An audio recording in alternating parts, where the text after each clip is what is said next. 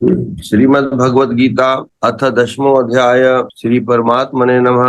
प्यारी संगत ही 10वां अध्याय जेको भगवान जी विभूति उन्हनि जी अपरंपार गुणन के वैभव के यानी उन्हनि जी महिमा के पाण भगवान पंहिंजे मुख सां संक्षेप में भक्त अर्जुन के ॿुधाइनि था पिया।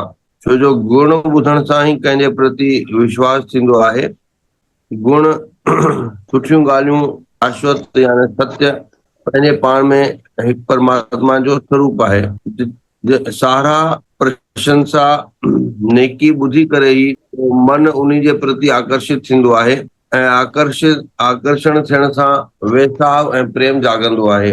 जीअं माता रुक्मणी ने भगवान खे ॾिठो न हुयो पूर्व में, पर हू भगवान जी सदाईं सहारा ॿुधंदी हुई। उन्हनि जी लीलाउनि जो वर्णन, उन्हनि जी कंस खे मारण, गोप ग्वालनि जी रक्षा करण इत्यादि ॿुधी ॿुधी करे ही माता खे मन में भगवान जे प्रति उहो भाव पैदा थियो हुयो।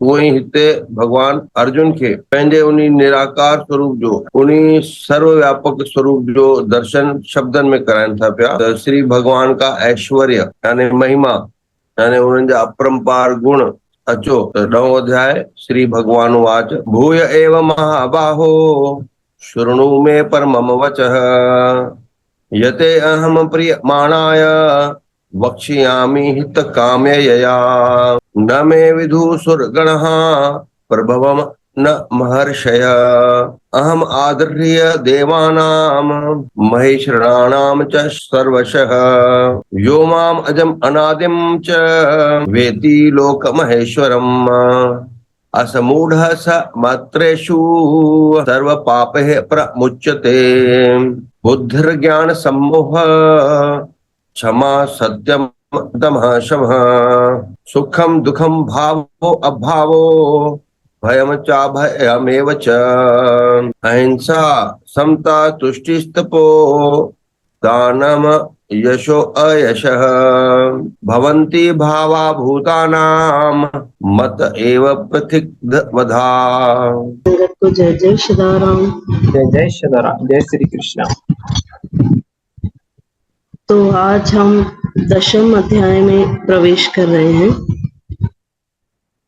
भगवान ने 3 दर्शन भगवत गीता में हमें कराए हैं।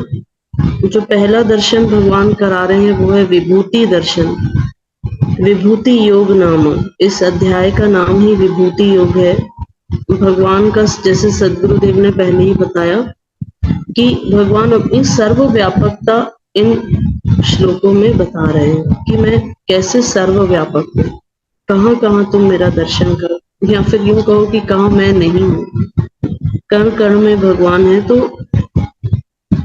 कंटिन्यू जो भगवान ने इस अध्याय में दर्शन कराया वो विभूति दर्शन कहा गया। इसीलिए श्री भगवान वाच भूय एव महाबाहो। तो अर्जुन को यहाँ भगवान ने महाबाहो कहा। एक सरल जो मीनिंग है महाबाहो, जिसके हाथ लंबे है ना, खड़े खड़े भी घुटनों के नीचे तक आ, बैठे नहीं है ना, खड़े खड़े। तो महाबाहो आध्यात्मिक अर्थ में उसे भी कहते हैं जो स्वयं का विकास करे और दूसरों का भी विकास। भगवान कह रहे हैं कि महाबाहो, तो महाबाहो हम किसे कहते हैं? जो स्वयं का भी विकास करे और दूसरों का भी विकास करवाए। तो सही अर्थ में तो अर्जुन महाबाहो है ही, क्योंकि अगर उन्होंने प्रश्न नहीं किए होते, अगर वे मोहित नहीं हुए होते, तो ये भगवत गीता जो पूरे वेदों का सार है, हमारे पास ग्रंथों का सार है, वो हमें मिलता ही नहीं। और डायरेक्ट भगवान की वाणी, पूरा स्ट्रेट भगवान पूरा सार गीता के ज्ञान में हमें दे रहे हैं। तो अर्जुन ने केवल अपना ही विकास नहीं किया है, दूसरों का, पूरे जनहित कल्याण के लिए उन्होंने वो प्रश्न किए हैं और सबका विकास करवाया है। तो इसीलिए अर्जुन महाबाहु हैं। अच्छा, फिर भगवान कहते हैं श्रृणु। तो भगवान कह रहे हैं कि जिस ध्यान से तुम पहले सुन रहे थे उससे भी अधिक ध्यान से तुम्हें अब सुनना है। इसीलिए भगवान ने अलर्ट कर दिया, सुनो। फिर आगे कहते हैं मैं परम वचन। तो एक होता है वचन, मतलब आसपास जो हमारी आमने सामने जो कन्वर्सेशन होती है उसे हम वचन कहते हैं कि इन्होंने ये वचन कटु वचन बोले, इन्होंने मीठे वचन बोले, ये वचन है। एक है प्रवचन, ठीक है, प्रवचन में केवल वक्ता बोलता है, श्रोता सुनता है। लेकिन एक होता है परम वचन। अब परम वचन और सत्य वचन में क्या फर्क हुआ? भगवान ने क्यों ये शब्द यूज किया परमम वचन? तो भगवान बहुत ही क्लियर है भगवत गीता के अध्याय में। जैसे देखो सत्य वचन क्या है? Sun rises in the east, सूरज पूर्व दिशा में उगता है। तो ये हम सबको पता है क्योंकि ये सबका अनुभव है, डायरेक्ट सत्य है। उसे हम असत्य, वो अनुभव से हमने जान लिया कि ये सत्य है, इसीलिए हमने उसे कहा सत्य वचन। लेकिन एक होता है परम वचन, जिसे आप अपने लॉजिकल माइंड से नहीं समझ पाओगे। इसीलिए भगवान ये जो तीनों दर्शन करवा रहे हैं, तो भगवान कह रहे हैं तुम्हारी पहले तो श्रद्धा दृढ़ होनी चाहिए। और मैं तुम्हें सबसे टॉप मोस्ट सीक्रेट तो भगवान ने बता दिया। अब भगवान कह रहे हैं मैं तुम्हें ये तीनों दर्शन करवाने जा रहा हूं, तो तुम्हारे अंदर अगर श्रद्धा है तो तुम इसे मान लो, अपनी बुद्धि मत लगाओ। तो कहीं ना कहीं भगवान ने अपना ऐश्वर्य का दर्शन पहले ही करवा दिया है।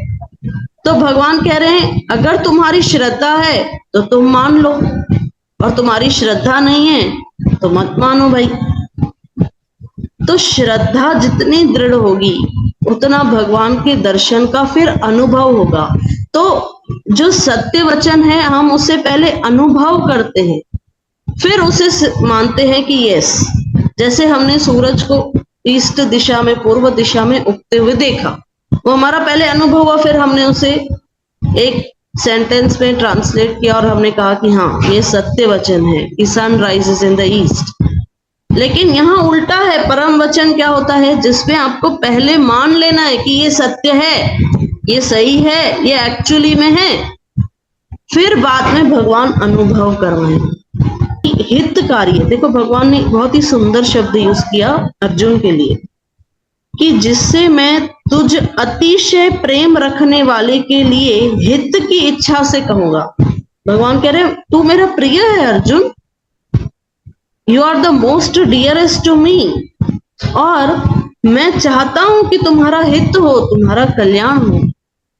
तो कभी कभार क्या होता है, हितकारी जो वचन होते हैं ना वो अप्रिय से लगते हैं, लेकिन यहाँ पर भगवान कह रहे हैं कि ये हितकारी भी है और प्रिय वचन भी है, यानी तुम्हारा कल्याण भी करेगा और तुम्हें सुनने में इससे बड़ा आनंद आएगा। प्रिय वचन है क्योंकि मैं चाहता हूं कि तुम्हारा हित हो।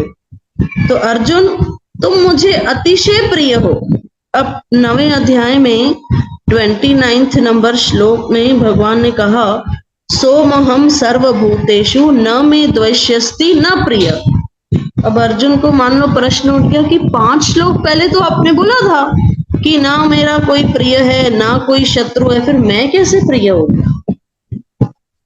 भगवान ने खुद स्टेटमेंट दिया कि ना मेरा कोई शत्रु है ना मेरा मुझे कोई प्रिय है। तो फिर यहाँ अर्जुन को भगवान क्यों कह रहे हैं कि क्योंकि तू मुझे सबसे प्रिय है? ऐसे कॉन्ट्राडिक्शन, एकदम विपरीत, उल्टा व्यवहार, उसको पूरा अपोजिट करके क्यों बोल रहे हैं?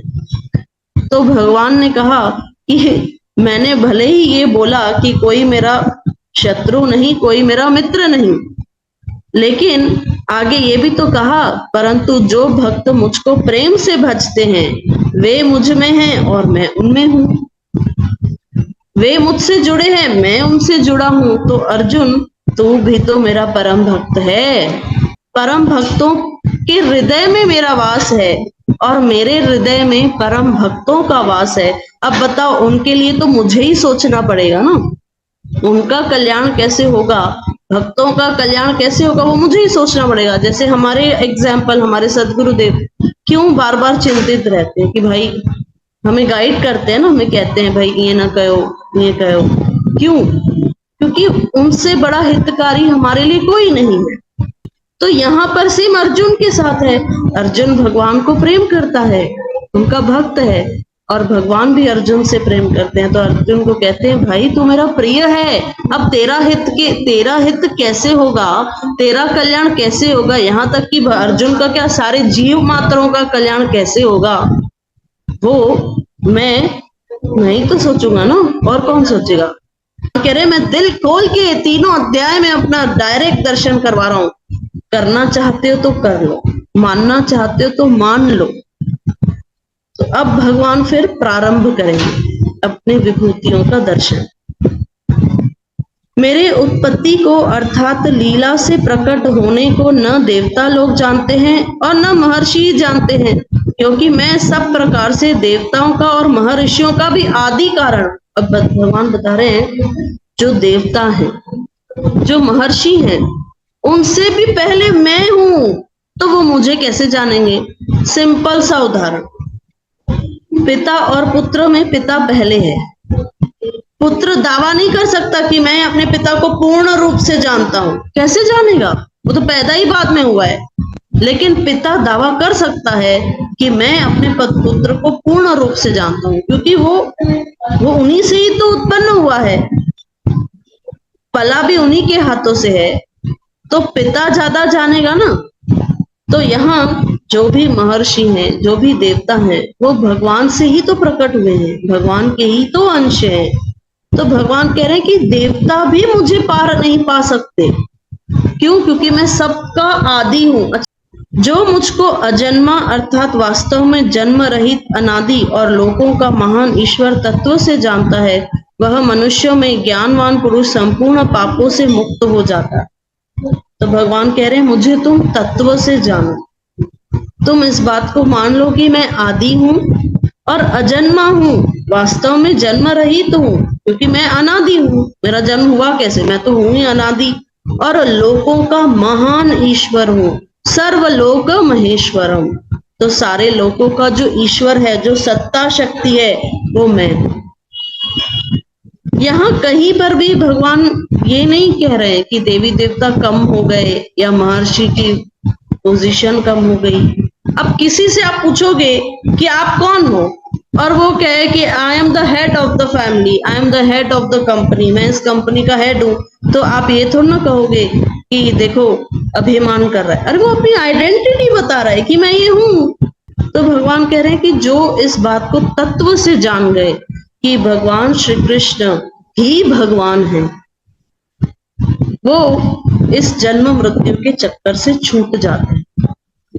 निश्चय करने की शक्ति, यथार्थ ज्ञान, असमूढ़ता, क्षमा, सत्य, इंद्रियों को वश में करना, मन का निग्रह, सुख दुख, उत्पत्ति प्रलय, भय अभय, अहिंसा, समता, संतोष, तप, दान, कीर्ति अपकीर्ति, ऐसे ये प्राणियों के नाना प्रकार के भाव मुझसे ही प्रतीत होते हैं। बताओ, जो हमारे अंदर ये साफ भाव है ना, भगवान कह रहे हैं ये तुमने ऐसे मत सोचना कि तुमने मेहनत की तो ये गुण प्रकट हुए तुम्हारे अंदर, नहीं, वो सहज है। मैंने इनबिल्ट प्रोग्राम बनाया है। तुम इनबिल्ट ही क्षमावान हो, सत्यवादी हो, अपने इंद्रियों पर तुम अपने इंद्रियों को वश में कर सकते हो, तुम्हारे अंदर क्षमा की भावना है। ये सब जो क्वालिटीज हैं जीव के अंदर, मनुष्य के अंदर, ये मुझसे ही आई हैं। तो हम किस बात का अभिमान करें कि देखो मैं तो बड़ा दयालु हूं, मैं तो बड़ा क्षमावान हूं। भगवान कह रहे हैं तू क्या क्षमावान बनेगा, ये इनबिल्ट प्रोग्राम मैंने ही डाला था जब तू पैदा हुआ। तो इसीलिए अहंकार भगवान पूरा खत्म कर रहे हैं कि तुम्हारे अंदर जो भी क्वालिटीज हैं वो सब मैं। तो तुम किस बात का अभिमान करोगे जब सब में ही मैं हूं। भगवान ने कहा सुख दुख, तुम्हारे जीवन के सुख भी मैं हूं, दुख भी मैं हूं, इस संसार की उत्पत्ति भी मैं हूं, इस संसार का प्रलय होता है तो वो भी मैं हूं, तुम्हारे अंदर भय है तो भी मैं हूं, अभय है वो भी मैं हूं। यहाँ तक कि जो अहिंसा का भाव है, किसी के प्रति हिंसात्मक न होना, ये जो गुण है ये भी मैं हूं। तुम्हारे अंदर अगर कहीं तुम संतुष्ट हो जाते हो अपने जीवन में, तुम्हें संतोष मिलता है कि बस अब और नहीं चाहिए, जितना है पर्याप्त है, ये संतुष्टता तुम्हारे अंदर आती है, तो वो मैं ही हूँ।